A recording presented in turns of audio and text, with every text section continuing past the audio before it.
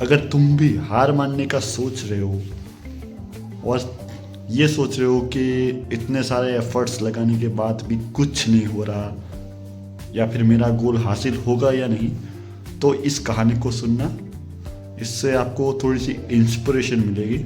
तो ये है day 6 of 75 day vlog challenge. तो गाइस यहाँ पर मैं क्या करता हूँ, मैं कसरत भी करता हूँ और साथ में बुक्स भी करता हूँ और अभी बुक्स भी पढ़ता हूँ। तो अभी मैं बुक पढ़ रहा हूँ थिंक एंड ग्रो रिच। तो यहाँ पर इसका जो पहला चैप्टर है सोच की शक्ति, उसमें मैंने एक कमाल की कहानी पढ़ी। ये है हमारे महान साइंटिस्ट थॉमस अल्वा एडिसन। सो ये जो कहानी है वो थॉमस अल्वा एडिसन की नहीं है, उनके एक पार्टनर, मतलब एक बिजनेस पार्टनर की है जिनका नाम है एडविन सी बर्न्स। उनकी कहानी है, बहुत ही ज़्यादा इंस्पायरिंग कहानी है। तो एडविन सी बर्न्स सबसे पहले तो उन्होंने ऐसा सोचा कि उनकी एक तीव्र इच्छा हुई कि उनको थॉमस अल्वा एडिसन के साथ उनका सहयोगी व्यापारी बनना है, मतलब उनके साथ बिजनेस पार्टनर बनना है। सो उन्होंने ऐसा ठान लिया, बहुत ही ज़्यादा उनकी इच्छा हुई। बट यहाँ पर दो चैलेंजेस थे।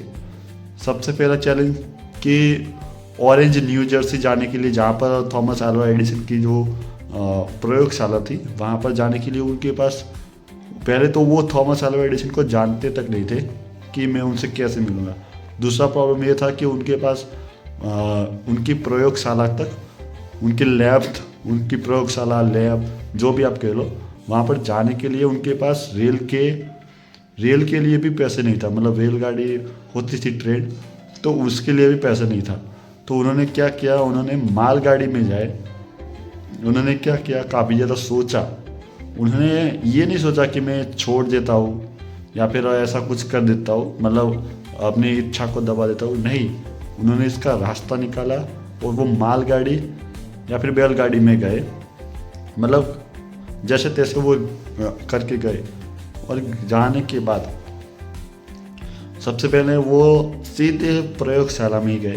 प्रयोगशाला में जाने के बाद थॉमस अल्वा एडिसन को मिले और वहाँ पर थॉमस अल्वा एडिसन ने भी उस बुक में मेंशन है, think and grow rich book में भी मेंशन है कि थॉमस अल्वा एडिसन ने भी उनको ये बोला कि ये जो व्यक्ति है ये नॉर्मल नहीं लगता, मतलब इसके जो इच्छा थी वो उसके फेस पर ही झलक रही है, मतलब वो उसकी इच्छा कितनी तीव्र है वो उसके फेस पर ही झलक रही है, मतलब उसकी बॉडी लैंग्वेज में, सब में। तो फिर बट वहाँ पर उन्होंने क्या किया, उन्होंने डायरेक्ट तो वो उनके पार्टनर नहीं बने, उनको वहाँ पर कुछ सेल्समैन की कुछ जॉब मिल गई, तो उन्होंने वो कर ली। तो उन्होंने ये नहीं सोचा कि मेरे को डायरेक्ट पार्टनर बनना है। उन्होंने सोचा जो भी अभी मिल रहा है, कम से कम मैं अगर यहाँ पर कोई भी जॉब करूँगा तो मेरा जो टैलेंट है वो मैं थॉमस अल्वा एडिसन को दिखा तो सकूँगा यहाँ पर होऊंगा। तो वो ऐसे ही मतलब महीनों बीतते गए, काफ़ी ज़्यादा टाइम बीत गया, मतलब वो वहाँ पर काम कर रहे। फिर उसी दौरान थॉमस अल्वा एडिसन ने एक मशीन बनाई जिसका नाम है, उस मशीन का नाम था एडीफोन। आप गूगल पर सर्च कर सकते हो। तो वो जो मशीन थी उसको लेकर उनके जो कर्मचारी थे, मतलब वहाँ के जो सेल्समैन वगैरह हो गए या फिर जो भी लोग बेचते थे, तो वो लोग काफ़ी ज़्यादा उसको लेकर उत्साहित थे। बट उन लोगों को ये विश्वास ही नहीं था कि ये जो मशीन है वो ऐसी मशीन है कि इसको कोई बड़ी मार्केटिंग या फिर कुछ बहुत बड़ा करे बिना ही हम बेच सकते हैं। मतलब सब लोग डरे हुए थे कि इसके लिए इसको अगर हमें बेचना है तो कुछ बड़ा करना पड़ेगा तभी ये मशीन बिकेगी। बट तभी क्या हुआ कि जो एडविन सी बर्न्स है उनको मौका दिखा, उन्होंने ये अपॉर्चुनिटी पहचानी। उन्होंने सोचा कि ये जो मशीन है उसको मैं बेच कर दिखाऊंगा, और उन्होंने बेच कर ही दिखाया। और इतनी अच्छी तरीके से उन्होंने बेचा कि थॉमस अल्वा एडिसन ने उनको जो है वो उनका प्रयोगशाला का अनुबंध यानी कॉन्ट्रैक्टर बना दिया। और एडविन सी बर्न्स का जो इच्छा था, उनका जो तीव्र इच्छा था वो पूरा हो गया कि उनको थॉमस अल्वा एडिसन के साथ बिजनेस करना है।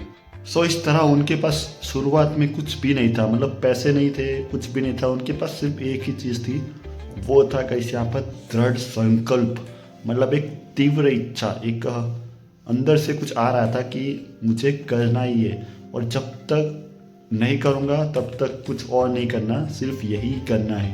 तो आप लोग भी अगर डटे रहते हो ऐसे तो आपको भी सफलता मिल सकती है। काफ़ी ज़्यादा इंस्पायरिंग स्टोरी है। तो मैं ऐसे ही और बुक रिव्यूज़ भी लाऊंगा, तो आप लोग कमेंट कर देना कि आपको ऐसे ही व्लॉग और भी चाहिए बुक रिव्यू के, तो कमेंट करना, क्योंकि मैंने अभी बुक पढ़ना स्टार्ट ही किया है। तो ऐसी और भी इंस्पायरिंग कहानी आती रहेगी तो मैं आपको बताते जाऊंगा। बाकी वीडियो कैसा लगा, व्लॉग कैसा लगा, ज़रा कमेंट कर देना और वीडियो व्लॉग को लाइक कर देना, सब्सक्राइब कर लेना।